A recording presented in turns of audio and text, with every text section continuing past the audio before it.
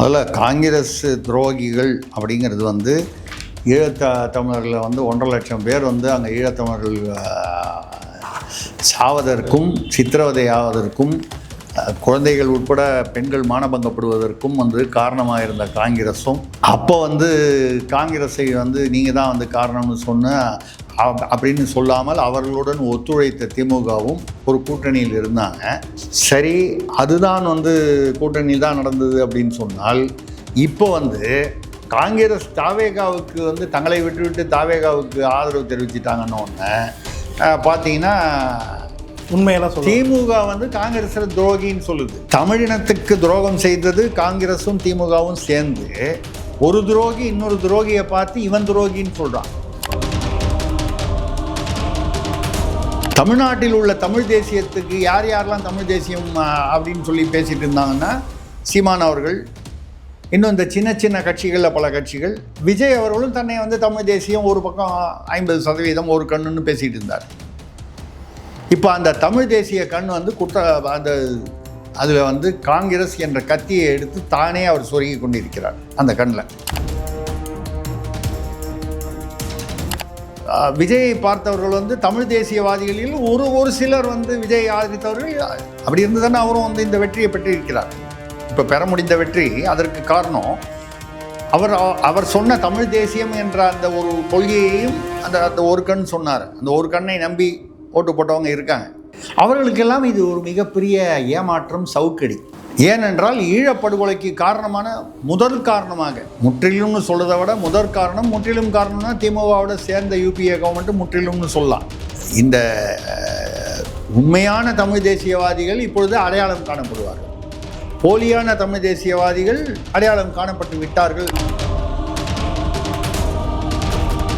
அப்போ எப்பெல்லாம் வந்து ஈழத்தமிழர்கள் அந்த ஆதரவு இல்லை அதை ஒரு கொள்கை ரீதியான கோட்பாட்டு ரீதியாக வரும்போது விஜய் அப்பப்போ அதை நடுவில் அதை தலையை நுழைச்சிக்கிட்டார். இப்போ அப்படிப்பட்ட காங்கிரஸ்னா அப்போ இந்த இவர்களுடைய இந்த கொள்கை பேச்சு எல்லாமே வந்து சுயநலத்திற்காக அவ்வப்போது பேசுவது தான். தான் ஆட்சி செய்ய வேண்டும், ஆட்சிக்கு வர வேண்டும், முதலமைச்சராக வேண்டும், அந்த அரியணையில் அமர வேண்டும் என்றால் எந்த விதமான சமரசமும் செய்து கொள்வார்கள். அந்த இடத்துல கொள்கை கோட்பாடு ஒரு கொத்தவரங்காயம் கிடையாது. அநேகமாக இது வந்து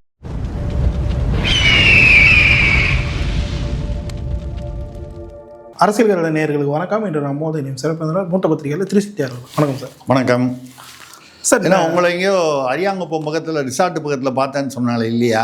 நீங்கள் போலையா அந்த பக்கம் போல சார்? உங்களை கூப்பிடலையா? ஏடிஎம்கே எம்எல்ஏகளை தான் கூப்பிட்ருக்காங்க. அப்படியா? இல்லை, இப்போ ஒரு எல்லாம் ரிசார்ட் மறுபடியும் ஆரம்பிச்சிருச்சு தமிழ்நாட்டில். ரிசார்ட் கலாச்சாரம். ஆமாம், ஏன்னா அது வந்து 13ஆம் தேதி வரைக்கும் புக் பண்ணியிருக்காங்களாம் அதிமுகவில், ஒரு வாரம். அப்போது இந்த ஒரு வாரம் வந்து விஜய் பதவியேற்றம் நடக்காது அப்படிங்கிற மாதிரி ஒரு எண்ணம் வருது. அவர் கேரளாவுக்கு கிளம்பி, ஏன்னா அவர் கவர்னர் அங்கேயும் போய் அவர் தான் கேரளா கவர்னர் தானே அவர், அர்லேக்கர் அவர்கள் வந்து அங்கே போய் பதவி பண்ணணும். எல்லாமே 10ஆம் தேதிக்குள்ளே முடிக்கணும். ஏன்னா இதை கலைச்சாச்சு இல்லை, தமிழ்நாடு சட்டசபை கலைச்சாச்சு. அதுக்கப்புறம் 6 மாதத்துக்குள்ளே எப்போனாலும் சட்டசபையை வந்து அமைக்க முடியும். பட்டு ஆட்சியே இல்லாமல் வந்து ஒரு ஒரு இது வந்து, அதாவது டிரைவரே இல்லாமல் ஒரு வண்டி ஓட முடியாது. புரியுது. அந்த மாதிரி இன்றைக்கி உள்ள ஏதோ புதுசாக கண்டுபிடிச்சிருக்காங்க டிரைவர் இல்லாமல் ஓட்டுற வண்டி. அதெல்லாம் அந்த கம்ப்யூட்டர் வச்சு டெஸ்லாவில், அதை பற்றி பேசல. பொதுவாக அந்த மாதிரி டிரைவர் இல்லாமல் ஓடுற வண்டி ஆபத்தானதாக இருக்கும். அந்த மாதிரி ஒரு சூழ்நிலையில் இருக்கும். சரி, அரியாங்குப்பம் பக்கத்தில் யாரெல்லாம் போனாங்கன்னு பார்த்துக்கிட்டு இருக்கேன்னா, நீங்கள் ஒரு கால் போனீங்களான்னு கேட்டேன். சரி சரி சார், சந்தந்து உள்ள வரலாம் சார். நேற்று ஒரு விஷயம், காங்கிரஸ் கூட கூட்டணி அமைச்சிருக்கு தாவேகா. தமிழகத்தில் காங்கிரஸ் வந்து தமிழின துரோகி அப்படின்னு சொல்லிட்டு தமிழ் தேசியவாதிகள் பேசப்பட்டு வந்த ஒரு கட்சி. சீமான் அவர்கள் வெகுவாக காங்கிரஸ் எதிர்த்து வந்தார். ஆனால் இப்போ சமீபத்தில் விஜய் அவர்கள் கூட பேசும்போது ஈழத்தமிழர்களுக்கோசம் நம்ம நிற்கணும் அப்படின்ற மாதிரிலாம் ஒரு பரப்புரையில் வந்து பேசியிருந்தார். இப்போது ஆட்சிக்காக காங்கிரஸ் கூட போய் நின்றுருக்காரு. இது எப்படி பார்க்குறீங்க? தமிழ் தேசியவாதிகள் தாவேகாவை ஆதரித்த பல தமிழ் தேசியவாதிகளை இப்போது என்ன பண்ணுறது தெரியாமல் முடிச்சுட்ருக்காங்க. சீமான் அவர்கள் முன்கூட்டியே இதை சொல்லியிருந்தார். நீங்கள் எப்படி பார்க்குறீங்க? முதல்ல காங்கிரஸ் துரோகிகள் அப்படிங்கிறது வந்து தமிழர்களில் வந்து 1.5 லட்சம் பேர் வந்து அங்கே ஈழத்தமிழர்கள் சாவதற்கும் சித்திரவதையாவதற்கும் குழந்தைகள் உட்பட பெண்கள் மானபங்கப்படுவதற்கும் வந்து காரணமாக இருந்த காங்கிரஸும்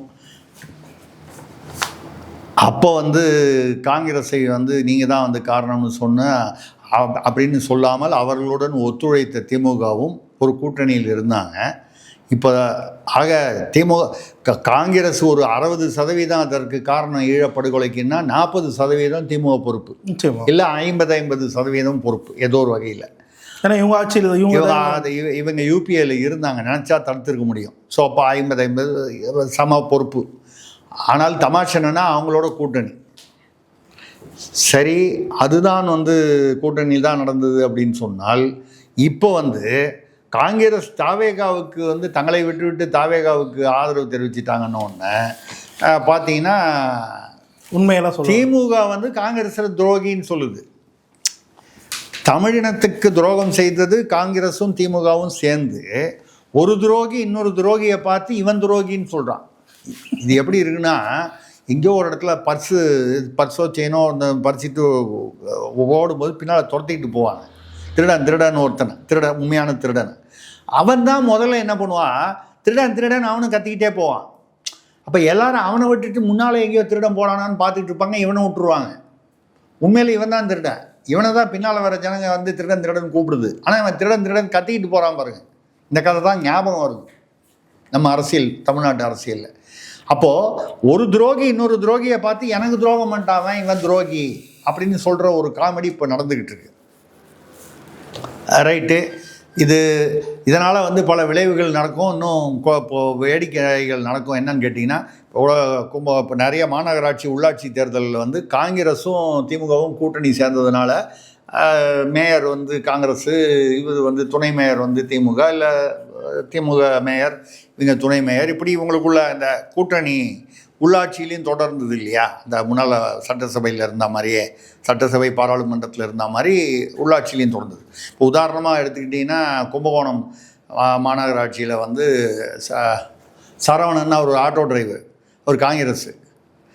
அங்கே பார்த்திங்கன்னா 38 பேர் கவுன்சிலர் திமுக, 2 பேர் தான் காங்கிரஸ். ஆனால் காங்கிரஸுக்கு மொத்த மாநகராட்சியில் இவ்வளோ கொடுக்குறேன்னு ஒத்துட்ருக்காங்க. அப்படி இருக்கும்போது ஒரு ஆட்டோ டிரைவர் கொடுத்தா அது ஒரு இதுவாக இருக்கும் அது அப்படின்னு சொல்லி அவர் மேயராகி, இப்போ இந்த காங்கிரஸ் தாவேகாவுக்கு ஆதரவு கொடுத்ததுனால கும்பகோணத்தில் என்னென்னா நம்பிக்கையில்லா தீர்மானம் கொடுத்து சரவணன் நீக்க போகிறாங்க. பத்திரிகையில் செய்தி நீக்கிடுவாங்க. 38 பேர் இருக்காங்க, இவங்க காங்கிரஸில் 2 பேர் தான் இருக்காங்க. தாவேகாலேருந்து உள்ளாட்சி தேர்தலில் இன்னும் இவங்க மேலே இந்த தேர்தலையே இந்த பஞ்சாயத்தே முடியல, இன்னும் உள்ளாட்சி தேர்தல் எப்போ வருது, அப்போ அதில் விஜய் எவ்வளோ நிற்பார், எவ்வளோ ஜெயிப்பார், அதெல்லாம் பின்னால் வருது. அப்போ இந்த கூட்டணி பிளவு எங்கே மாநகராட்சி, நகராட்சி, உள்ளாட்சி எல்லா இடத்துலையும் எதிரொலிக்க போகுது. தமிழினத்திற்கு துரோகம் செய்ததாக சொல்லப்படும் இவர்கள் ஒருவருக்கொருவர் துரோகம் செய்து கொண்டு ஏதோ இந்த தவளை அந்த தவளை பிடிச்சி காலை பிடிச்சி இருக்கிற மாதிரி இப்போ இந்த உள்ளாட்சி, நகராட்சி, மாநகராட்சி, பேரூராட்சி எல்லா இடத்துலையும் இந்த தமாஷ் நடக்க போகுது. சரி, இப்படி பார்த்தீங்கன்னா தமிழ் தேசியவாதிகள் சீமான் தமிழ் தேசியவாதிகள் ஆதரவு பெற்றவர், ஒரு குறிப்பிட்ட ஒரு கணிசமானவர்களுடைய. விஜயும் தமிழ் தேசியம் என்ற வகையில் தான் தன்னை அடையாளப்படுத்தி கொண்டார். ஒரு கண் தமிழ் தேசியம், ஒரு கண் தமிழ் தேசியம். ஆமாம், ஒரு கண் அது சொல்லும் போதே 50% டிஸ்கவுண்ட் கொடுத்துட்டார் அவர். தமிழ் தேசியத்துக்கு 50%, அதாவது அப்படின்னா ஒரு 50% திராவிடம், 50% தமிழ் தேசியமா அப்படின்னு நமக்கு தெரியல. அவர் தான் பின்னால் எல்லாரையும் வச்சுக்கிட்டாரு. ஈவரா வச்சுக்கிட்டாரு, அம்பேத்கரையும் வச்சுக்கிட்டாரு, காமராஜர் வச்சுக்கிட்டாரு, அந்த படமெல்லாம் சொல்கிறேன். அந்த அஞ்சலி அம்மாவை வச்சுக்கிட்டாரு, வேலுநாச்சியார், அதுக்கப்புறம் எம்ஜிஆர், அண்ணாதுரை, செங்கோட்டையன் வரும்போது ஜெயலலிதா படத்தை ஒரு சமயம் இந்த பக்கம் வச்சுருப்பார், பின்பக்கம் திருப்பி விஜய் படம் இப்படி மாற்றி வச்சுப்பார். இப்படி எல்லாரையும் கடைசியில் யார் கொள்கையை அவர் யார் கொள்கையுமே அவர் பின்பற்றுவார்னு நமக்கு புரியல. ஏன்னா திராவிடம் வேறு, தமிழ் தேசியங்கிறது வேறு. திராவிடம்ங்கிறது ஒரு மாயை, நம்ம இன்றைக்கி இல்லை அன்னிலேருந்து சொல்லிகிட்டு இருக்கோம். அதுதான் நான் அவங்கள்ட்ட சொல்லியிருக்கேன். முதல்ல திராவிட மாயைன்னு புத்தகம் எழுதினது சுப்புன்னு ஒரு நல்ல எழுத்தாளர் அவர் எழுதினார். அதை முதலாக தைரியமாக துணிச்சலுடன் மற்றவர்கள்லாம் பயந்தபோது 2009 வாக்கில் அதை பிரசுரித்தது என்னுடைய பதிப்பகம் தான். திருசக்தி பதிப்பகம். அவள் முரசொலியில் எழுதினவரை பற்றி ஒரு பேரா திட்டி, என்னை பற்றி 4 பேரா திட்டி எழுதியிருந்தார். கரிகாலன்னு ஒரு யாரோ ஒருத்தர். அப்புறம் விசாரித்தா கரிகாலன் யாருன்னா நம்ம முன்னாள் முதல்வர் கலைஞர் அவர்கள் தான் கரிகாலன்ற புனைப்பெயரில் எழுதினாருன்னு சொன்னாங்க. இப்போ என்கிட்ட வந்து சொன்னாங்க, எல்லோரும் என்ன 4 பேராக அவங்கள திட்டிருக்காங்களே, அதுவும் சாதியை சொல்லி வழக்கம் போல் திட்டிருக்காங்களே. அப்போ நான் சொன்னேன், கலைஞர் நம்மளை ஃபோக்கஸ் பண்ணி திட்டுறாருன்னா அப்போ கொஞ்சம் நம்ம ஏதோ ஒரு அங்குலம் வளர்ந்துருக்கோம். இருந்த இடத்திலிருந்து ஒரு அங்குலம் நம்மளுடைய வளர்ச்சி இருக்கிறது. நம்மளுடைய வளர்ச்சி மற்றவர்கள் நம்மை விமர்சனம் செய்யும்போது தான் நம்ம வளர்கிறோங்கிறதே நமக்கு தெரியும். நீங்கள் வளரல அப்படின்னு சொன்னால் உங்களை யாரும் வந்து கண்டுக்கவே மாட்டான், விமர்சனமே பண்ண மாட்டான். நம்ம யாரோ சில பேர் விமர்சனம் செய்கிறார் என்றால் நம்ம கண்டுகொள்ளப்படுகிறோம், அடையாளப்படுத்தப்பட்டு இருக்கிறோம். அடையாளப்படுத்தி விமர்சனம் செய்யும் அளவிற்கு நமது வளர்ச்சி யாருடைய கண்ணையோ உறுத்துகிறது. இது நான் எனக்கு மட்டும் இல்லை, பொதுவாக எல்லாருக்கும் சொல்கிறேன். இப்போ காங்கிரஸ் நீங்கள் கேட்ட அந்த இதில் விஜயை பார்த்தவர்கள் வந்து தமிழ் தேசியவாதிகளில் ஒரு சிலர் வந்து விஜய் ஆதரித்தவர்கள். அப்படி இருந்து தானே அவரும் வந்து இந்த வெற்றியை பெற்றிருக்கிறார். இப்போ பெற முடிந்த வெற்றி. அதற்கு காரணம் அவர் சொன்ன தமிழ் தேசியம் என்ற அந்த ஒரு கொள்கையையும் அந்த ஒரு கண் சொன்னார். அந்த ஒரு கண்ணை நம்பி ஓட்டு போட்டவங்க இருக்காங்க. அவர்களுக்கெல்லாம் இது ஒரு மிகப்பெரிய ஏமாற்றம், சவுக்கடி.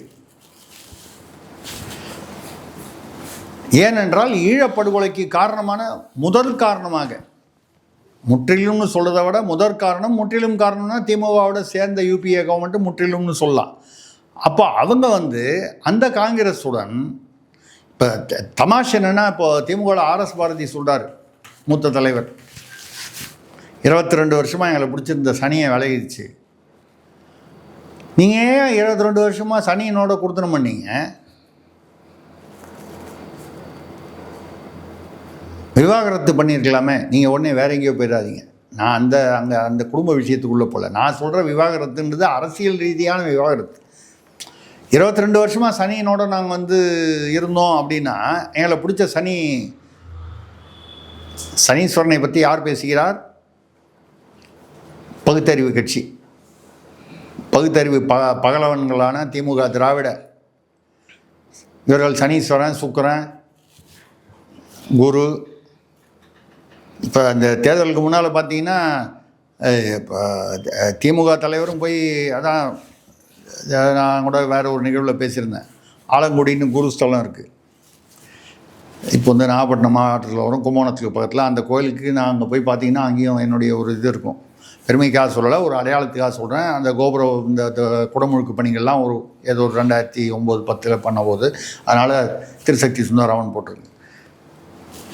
நாங்கள் விசாரித்த வரையில் திமுக குடும்பத்துலேருந்தும் தலைமை குடும்பத்துலேருந்து அங்கே வந்து குரு பரிகாரம் பண்ணியிருக்காங்க. அதிமுக தலைமை எடப்பாடி அவர்களும் அங்கே வந்து குரு பரிகாரம். விஜய் குடும்பத்துலேயும் போய், விஜய் சார்ந்தவர்கள் அவங்க போய் குரு பரிகாரம் பண்ணியிருக்காங்க. குரு யாருக்கு தான், யாராவது ஒருத்தர் தானுங்க அவர் வந்து அருள் பண்ண முடியும். 3 பேருக்கும் அருள் பண்ணி 3 பேரையும் வந்து முதல்வராக்க முடியுமா? அது நீங்கள் ஏதோ சாகர சமயத்தில் வந்து சங்கரான்னு சொன்னான்னு சொல்லுவாங்க. நீங்கள் சாகும்போது மட்டும் இறைவனை வந்து நினைத்து வழிபட்டால் வந்து இறைவன் வந்து உதவி செய்ய மாட்டார். சாகும்போதுனா என்ன, கிட்டத்தட்ட அதாவது நீங்கள் அரசியலில் வரும்போது ஆட்சி முடியும் போதுன்னு எடுத்துக்கலாம். இவ்வளோ நாள் வந்து நீங்கள் வந்து சனாதனம் வந்து டெங்கு மலேரியான்னு பேசிட்டு இப்போ போய் குரு பரிகாரம் பண்ணால் குரு ஏற்றுப்பாரா? அதான் அவர் வச்சு செஞ்சிட்டார். அதே மாதிரி சரி, அது இந்த மூட நம்பிக்கை இப்போ அப்படின்லாம் சொல்லுது. இந்த பகுத்தறிவெல்லாம் வந்து அதான் சொன்ன திராவிட மாயைங்க.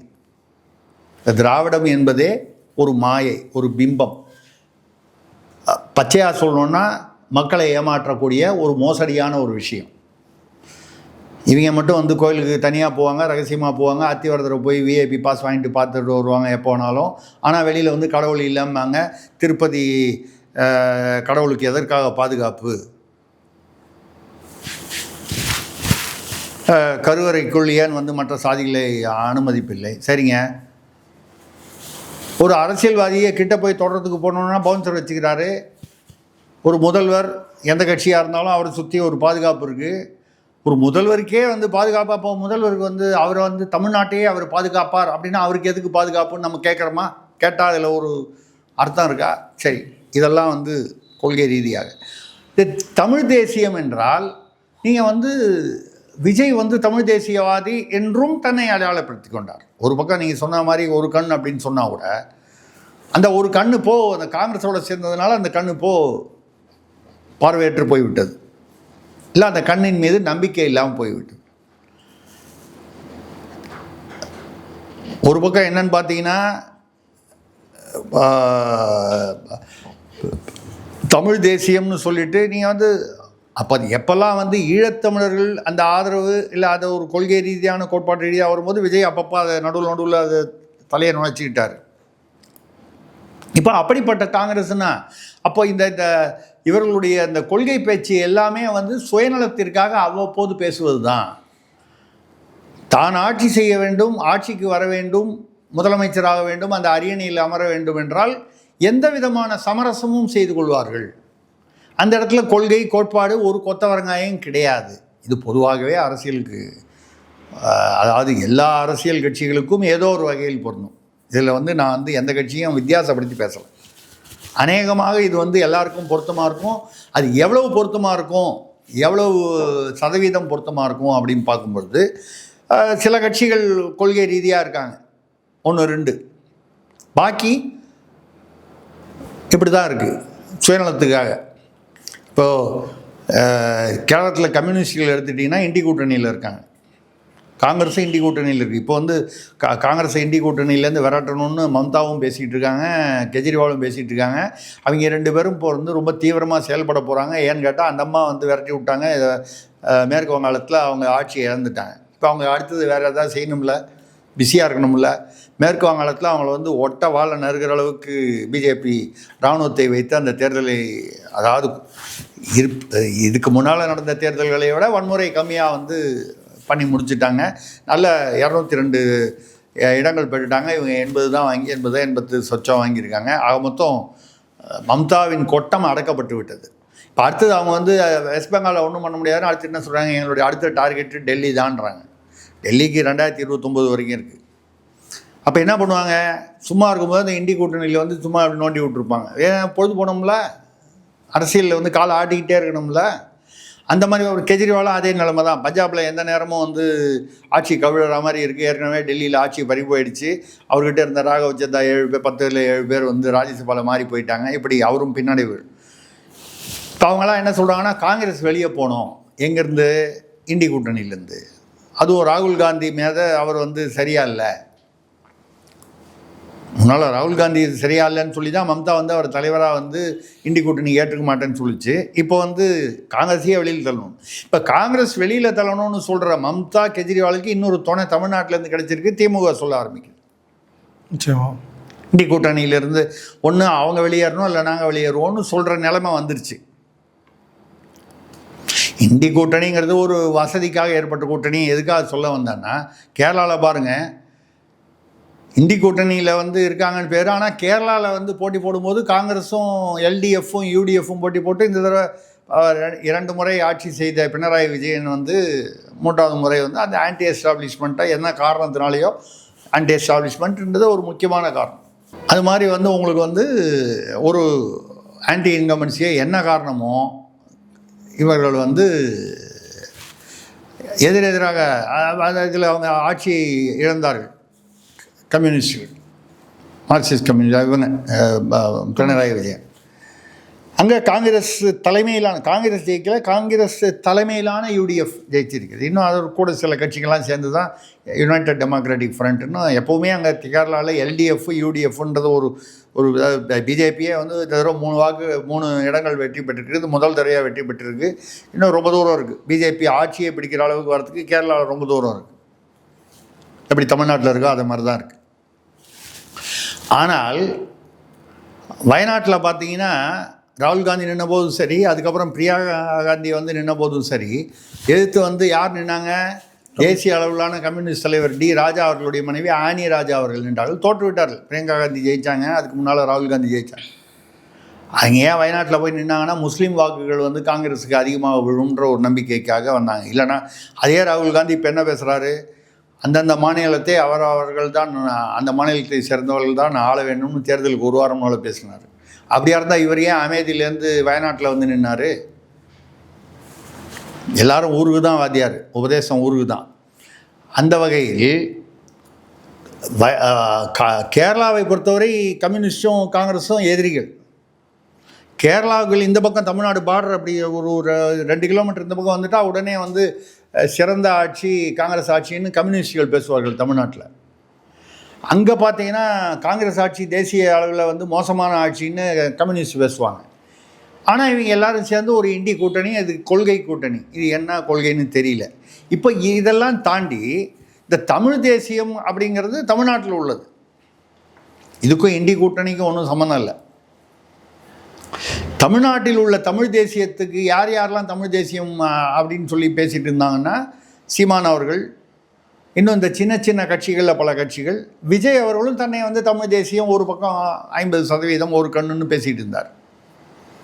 இப்போ அந்த தமிழ் தேசிய கண் வந்து அதில் வந்து காங்கிரஸ் என்ற கத்தியை எடுத்து தானே அவர் சொருகி கொண்டிருக்கிறார். அந்த கண்ணில் காங்கிரஸ் வந்து ஈழத்தமிழர்களுக்கு எதிரானவர்கள் தான், தமிழுக்கு எதிரானவர்கள் தான். தேசியம்னு அவங்க பார்த்தீங்கன்னா, இனி உண்மையில் சொல்லப்போனால் தேசியத்தில் அவங்க எங்கே இருக்காங்க? எந்த இடத்துலையும் பெரிய அளவுக்கு ஒன்றும் காங்கிரஸ் வந்து எண்ணிக்கை இருந்த இடத்துலேருந்து மலையிலேருந்து கீழே மடு அளவுக்கு வந்துட்டாங்க. அப்படிப்பட்ட சூழ்நிலையில் இன்றைக்கு தமிழ் தேசியம் என்பதை விஜய் இனிமேல் தமிழ் தேசியம் என்று தன்னை அடையாளப்படுத்தி கொள்ளாமல் இருப்பது அவருக்கு நல்லது.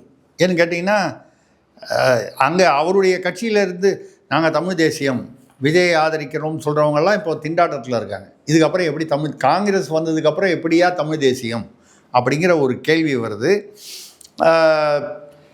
நீங்கள் இது நான் சொன்ன மாதிரி தமிழ் தேசியம்ன்றது விஜயோடைய கட்சியை மட்டும் பாதிக்காமல் திமுக உள்ளேயும் பாதிக்கும். ஏன்னு கேட்டால் இந்த உள்ளாட்சி கூட்டணியிலலாம் அது எதிரொலிக்குதுன்னு சொன்னேன். ஆக இந்த உண்மையான தமிழ் தேசியவாதிகள் இப்பொழுது அடையாளம் காணப்படுவார்கள், போலியான தமிழ் தேசியவாதிகள் அடையாளம் காணப்பட்டு விட்டார்கள் என்று நம்ம அதை சொல்லி முடிச்சுக்கிறோம். 108, 5, 113 113லேயே வந்து வண்டி வந்து ஸ்டகப்பாய் நிற்கிது. 3 தடவை போய் ஆளுநரை பார்த்துட்டு வந்தாச்சு. 118 எங்கேன்னு கேட்குறாரு. ஆளுநர் வந்து கேட்கக்கூடாதுன்னு சொல்ல முடியாது. எஸ்ஆர் பொம்மை வழக்கில் வந்து இருக்குது.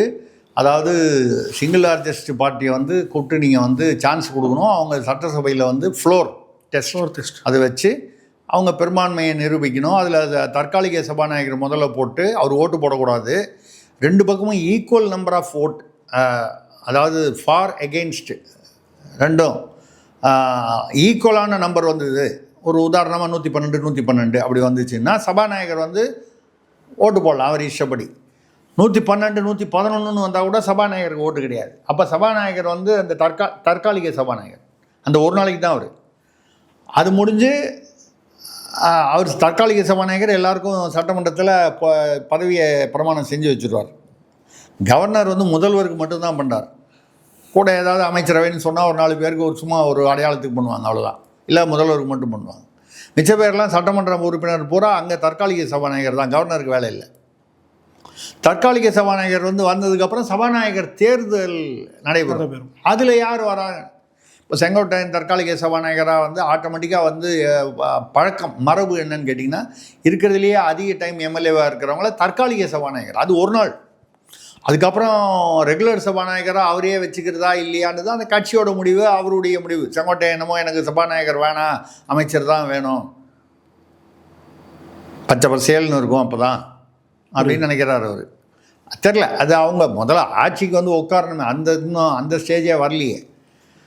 இப்போ என்ன வந்து இல்லை, இப்போ கூட வந்து ஆளுநர் வந்து தவறு செய்கிறார். அவர் வந்து இல்லை, தவறு வந்து எங்கன்னா வழக்கம் போல் விஜய்ட்டு தான். 51, 52ன்னு வயசை மாற்றி கொடுத்தது 2 திருச்சியிலையும் பெரம்பூர்லேயும் கொடுத்தது மட்டும் இல்லாமல் சொத்து கணக்குலேயும் இங்கே வேறு அங்கே வேறு. அப்புறம் அந்த குற்ற வழக்குகள் பின்னணி, அது அந்த வழக்குகள் வித்தியாசத்துலேயும். இதில் பார்த்தீங்கன்னா தாவேகால வந்து 115 பேர் அதிமுக திமுகலேருந்து வந்திருக்காங்க. இதில் கிட்டத்தட்ட 90 பேருக்கு மேலே வந்து கிரிமினல் கேஸ் இருக்கான். 20 பேருக்கு மேலே ஜெயிச்ச கேண்டிடேட்டே எம்எல்ஏவே வந்து எஃப்ஐஆருடைய விவரங்களை வந்து தெரிவிக்கல. அவனுக்கு எதிரில் தோத்த திமுகவோ அதிமுகவோ இல்லை வேறு கட்சிக்காரங்களோ தோத்தவன் வந்து கேஸ் போட்டான்னா அது நிற்கும். அப்புறம் அது முடிவாகிறதுக்கு எவ்வளோ நாள் ஆகும், 5 வருஷம் ஆகுமா 10 வருஷம் ஆகுமான்னு தெரியாதே தவிர எஃப்ஐஆரை குறிப்பிடாமல் இருந்தால் தேர்தல் செல்லாதுன்னு இப்போ கூட வேறு ஒரு மாநிலத்தில் ஏதோ ஒரு மாநிலத்தில் இன்றைக்கி காலையில் பேப்பரில் படித்தேன், இன்றைக்கி நேர்த்திக்கா 2023 இது வட மாநிலத்தில் தான் இங்கே இந்த மாதிரி ஏதோ ஒரு வேட்புமனுவில் ஏதோ ஒன்று சொதப்பி ஏதோ ஒன்று பண்ணதில் 3 வருஷம் எம்எல்ஏ ஆனதுக்கப்புறம் அந்த பீரியட்லேயே வந்து மாற்றி விட்டு இல்லை அந்த ஜெயிச்சவருடைய தேர்தல் செல்லாதுன்னு நீதிமன்றம் சொல்லிடுச்சு. தோத்தவர் பாஜக, இப்போ அவர் தான் இப்போது எம்எல்ஏ. பல்லர்களுக்கு தெளிவாக நேரத்துக்கு நன்றி. நன்றி, வணக்கம்.